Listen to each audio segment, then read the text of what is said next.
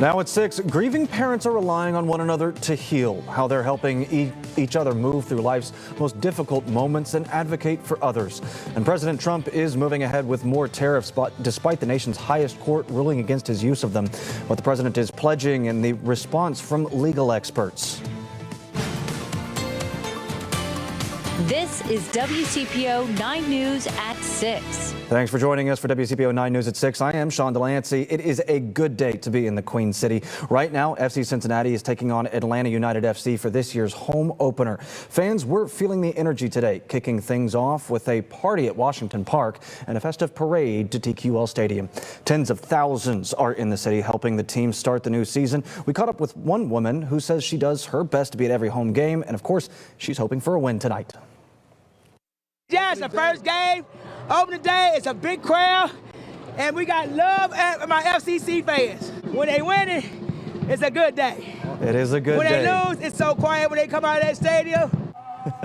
Score right now is still 0-0. It's worth noting a concerning potential injury. Dato Valenzuela subbed into the game with less than 15 minutes in after two-time MVP finalist Evander went down on the field. We'll keep an eye on all of that. Sports anchor Caleb No will have a full report in just a few minutes. And also in the world of sports, UC men's basketball is coming home with a huge road victory over number 8 Kansas. Dominating performance from the Bearcats today. Final score 84-68. It's the second road win for this team in a row. Sports anchor Caleb No, again, going to be joining us later in the show with a full breakdown of this game and some stellar performances today. Well, while the Bearcats are hot, Tri-State not so much. Meteorologist Mark Sitz joins us with a potential snowflakes on the horizon. And thanks, Mark. Campbell County Police found the body of a missing person this morning. Officers found them inside of a crashed vehicle in a creek running along the Ohio River.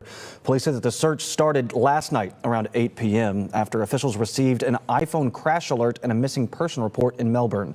The Boone County Water Rescue Team searched near 9 Bar Lane overnight, including the use of sonar scanners. Then at 9 o'clock this morning, first responders found the body and the vehicle a significant distance from the iPhone alert location.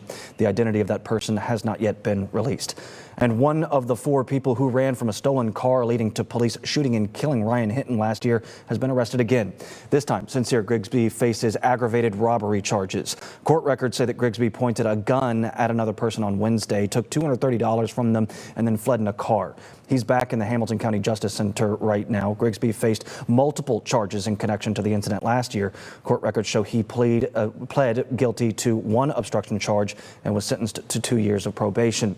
You may remember that the day after Ryan Hinton's death, prosecutors say that his father, Rodney Hinton Jr., hit and killed Sheriff's Deputy Larry Henderson with his car. Rodney's case is still ongoing. Well, it's a group that no person wants to be a part of, but those with a mother's voice are bonding over their grief. The group includes mothers who've lost a child to gun violence. WCPO 9 News reporter Alex Knoll shares the purpose behind their communion. Well, next tonight, President Trump again today raising the threat of new tariffs after the Supreme Court struck down his emergency tariffs. The court called the tariffs a tax that only Congress can levy. Here's ABC's senior White House correspondent Selena Wang with the latest. Still ahead, honoring Black history with new traditions. How a local Black Wall Street market paid homage to entrepreneurs of the past.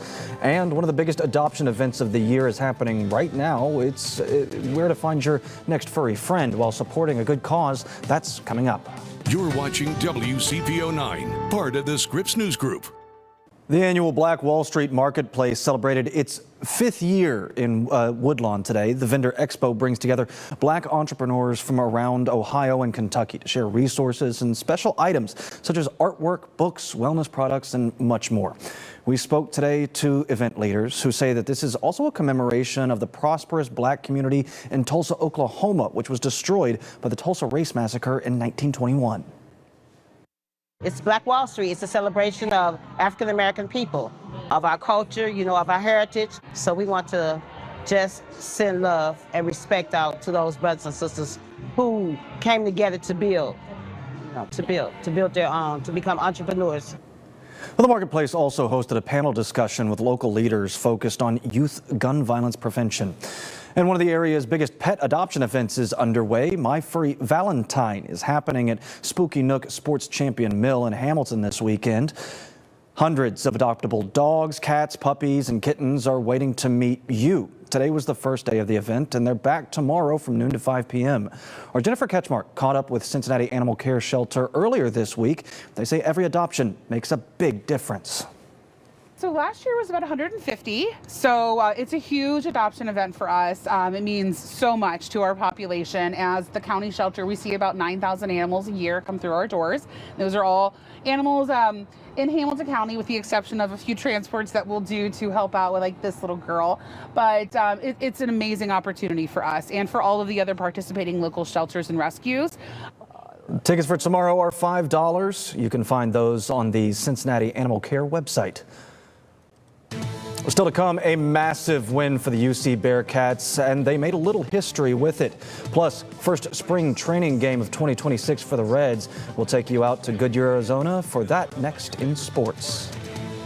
And tri-state natives are making their mark in Italy, where they're scoring hardware and taking big risks. Just ahead. The Winter Olympics are wrapping up, and Cincinnati native Connor Curran is bringing home gold. Curran helped Team USA secure a gold medal in the free ski team mixed aerials today. The 21-year-old landed his jump for 113.72 points, helping launch USA to the top with teammates Chris Lillis and Kayla Kuhn. This was the Cincinnati-born athlete's Olympic debut. The win secured Team USA's 11th gold medal for this year's Winter Games, the most gold medals for the U.S. in Winter Olympics history. Another tri-state native barely missed the podium Friday in the men's halfpipe. Lawrenceburg's Nick Gepper crashed in the halfpipe finals, falling 22 feet.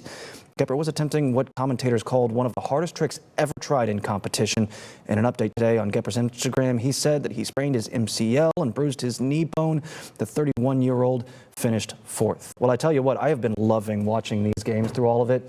You're not going to be able to build a half pipe in your backyard in the next coming days, but we are going to see some snowflakes, sadly.